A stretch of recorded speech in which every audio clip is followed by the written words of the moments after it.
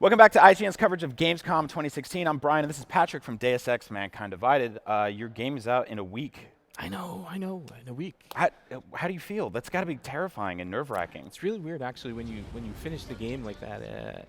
You need the worst moment is when they tell you that it's done. It's like it's been submitted, and as a developer, you can't touch it anymore.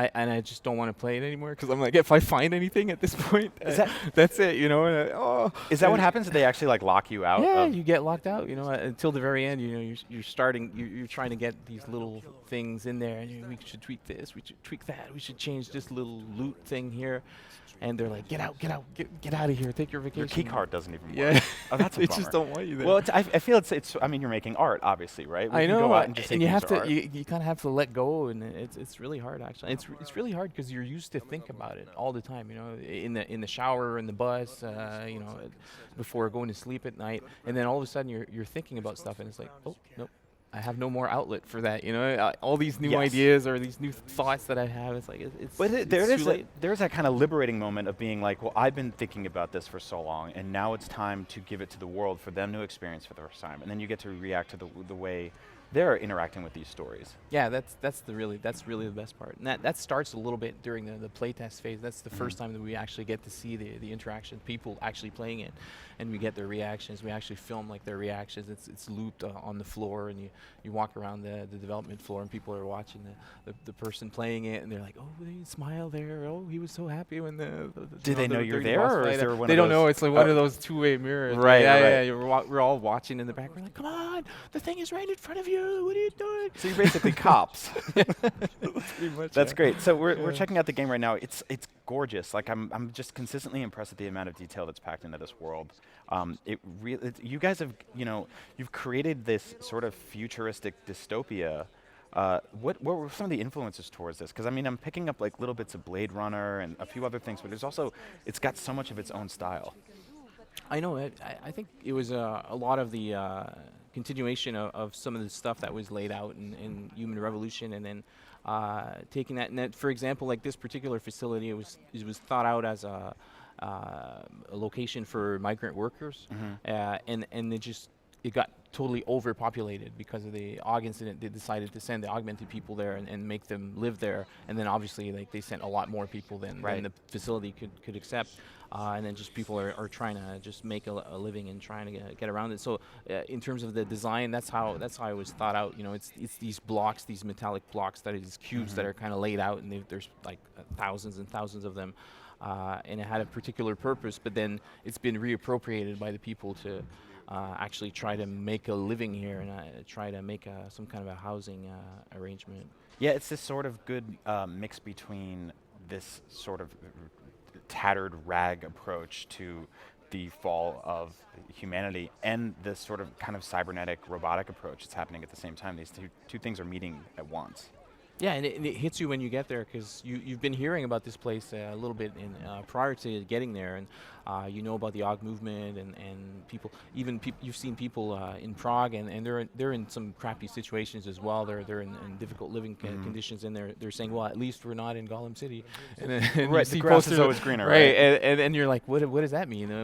What is Gollum City? Then when you actually get here, you actually see what it's about and the living condition of people, and we've had a lot of that. That's what's been interesting as well. We're talking before about playtests and seeing people's reactions to it, and we always ask them questions afterwards about what they felt with the experience, and we get strong reactions from this point. This is where people get it. They're like, oh, okay, like this is the real thing, and it touches people emotionally, and it makes them.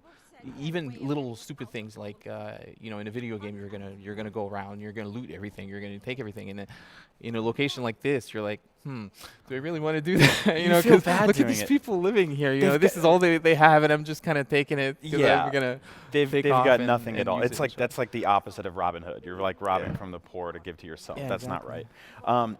But this game is about player choice, and that's really a big part of it, is sort of figuring out the way you want to interact with different scenarios. How do you playtest like something like that? Are you watching people just sort of let the story unfold in their own ways, or are there ways throughout the game where you can kind of nudge nudge people to maybe take a certain route or interact with a scenario a certain way? Well, there are moments in the scenario where we kind of branch back to a particular point, that we know that, because it is a story-driven game, so we know that people are going to go through certain beats, but we try to leave it as open as possible throughout that.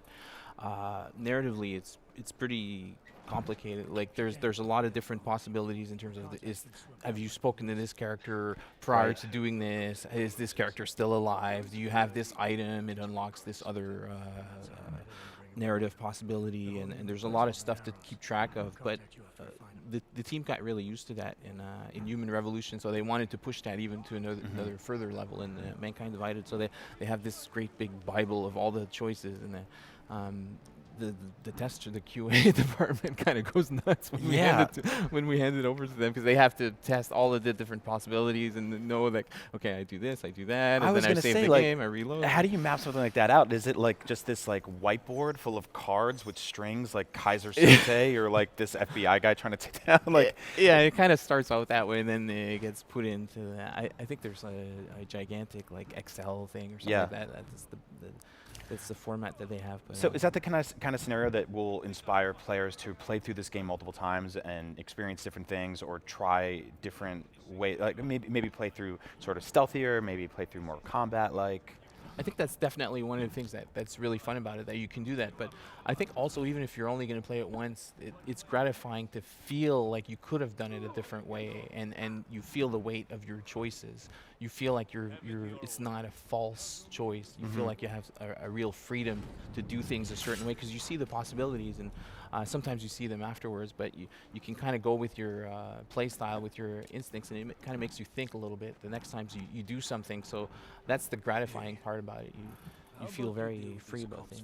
I think it's interesting that you call that gratifying, because I call that sort of overwhelming and terrifying, to come out of a scenario and be like, oh man, I could have done it this way, this way, this way. There's so much regret involved there. But I guess in a video game it's a little easier, right? It is, but the experience is that much purer. You know? Like, it makes you actually think about it. Whereas some other times, sometimes you're just gonna, well, whatever, I'm gonna kill this guy, or I'm gonna talk to, I'm gonna pick this up, and I'm not really gonna think about it. Here, because you know that the game could unfold in different ways, it makes you stop and think that, oh wait, I might have to live with with future consequences of this, or there could be unforeseen consequences. Obviously it's not a life simulator or anything like that. We're not. There's not an infinite possibility of things that could happen. But as a player, you don't necessarily know where we draw the line. So it makes it interesting for you to think like, is this possible or is this possible? And I think it makes you learn some stuff about yourself. How you go about dealing with something, and that's very heavy. You're making. Now I'm very worried about this. I like that. I like that in any game. Any game is like that. I'm a Sonic fan, and I just playing that, I realized, oh, okay, I like to stay. I'm afraid of spiky pits, and I like to go for stuff. And I learned something about my own play style, what I'm attracted to, and I think good games manage to do that. Sure, and you kind of figure out what kind of person you are, whether you're a monster or not. I think that comes out a lot in a lot of video games, and I think especially something like this, given the option of, all right, I'm going to sneak past this guy, or I'm going to completely wreck him like we're seeing right here. I guess that is a sort of character study of who you are yourself. Yeah, I think a lot of art does that, actually. Yeah. When you're reading books and doing things, you just get to know a little bit more about yourself, and that's kind of interesting. But it's definitely empowering, and I think that's definitely one of the things that we've seen in people that are new to the Deus Ex franchise. They love the idea that it's not just a corridor. I can actually choose to ignore the objective. Like everything that you've seen so far in this video, you could pretty much choose to ignore it. There are a few beats where you have to do things, but you don't have to deal with these guys. You don't have to rescue the other guy. You didn't even have to speak to that lady originally. You can kind of do objectives. You can find stuff on your own. You can find stuff preemptively, and the game is going to support that. And it's going to allow you to do that. And there are many, many instances of that throughout the whole game. I really, side note, I want you to start making just little toys of all the enemies. Because some of the designs are so cool. I'm really into these little robots. Yeah. Now, if this is someone's first Deus Ex game, first of all, shame on you. You should get back there and play some. But is this a kind of game that you feel like requires some homework, or can you go in and just start the story right here? Yeah, you can pretty much start right here. You're going to understand the state of the world. There is a recap. There's like a 12-minute video that you can play it. It plays at the beginning of the game, or you can play it at any time if you want to know specifically the details of Human Revolution. And obviously that was a pretty good game, so I would encourage you to play that. But absolutely. but you're still going to understand what's going on in this world and who you are and what you're doing in it. So you should be fine coming right in. That's good to know, because I think a lot of people are probably looking for a game to play like this right now. But it's always nice to kind of go into something fresh, even if you haven't done the homework, and be like, I can experience this for the first time. Yeah. So I think it's the world, it's the narrative, it's this near future kind of world that really draws a lot of people to it, and then they discover like some of the possibilities and some of the freedom that the game offers, and then that's where they start getting hooked even more. So originally, like you see like in the early levels, people kind of play it more traditionally, like whatever they're used to playing. If they're more of a shooter type personality, then they go about it that way. And then when they start doing those first few elements, when they start breaking the mold, that's when they start, oh, wait, oh, I can ignore that? Oh, I can do it this way? Or I can just sneak by? Or I can just talk to this guy and he's going to open the door? Oh, my God. And then that's when the wires start connecting and people start seeing possibilities of what they can do with all the different tools. We also just saw, I mean, obviously you have the choice of stealth and combat and stuff like that, but we did even see choice right down to the way you augment your gun. Yeah. Is that something you can kind of sit back and watch people just come up with different combinations and different ways to play through just using that specific weapon? Yeah, and it's really interesting the way that people do that sometimes. They upgrade them in different ways, and they use the weapons that they have for maybe long range or mid range, and they come up with interesting variations like that with the equipment that they have. So it's quite interesting. Yeah. So we are just a week away from this game coming out. I know. You're done. You did all the work. I You know, took your that's hands it. off of it. Yeah. What are you most excited about players finding in this game? To me, it's the overall experience of what we built. It's not. Yes, there's a lot of freedom. It's all those different pillars. It's the narrative, but it's the overall experience of going into that world and feeling like that world kind of exists without you, even if you weren't there, and you overhear different things.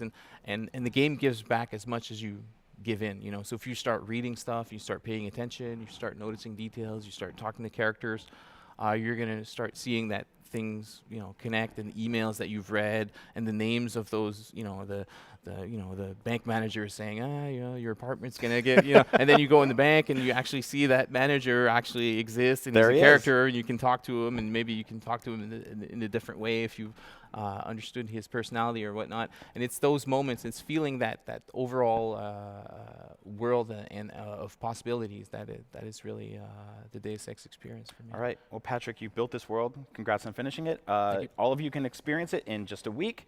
August 23rd. It's on PS4, Xbox One, and PC. Correct. Nailed it. This is Brian and Patrick right here at IGN Live for Gamescom. Don't move. We got plenty more game demos coming up.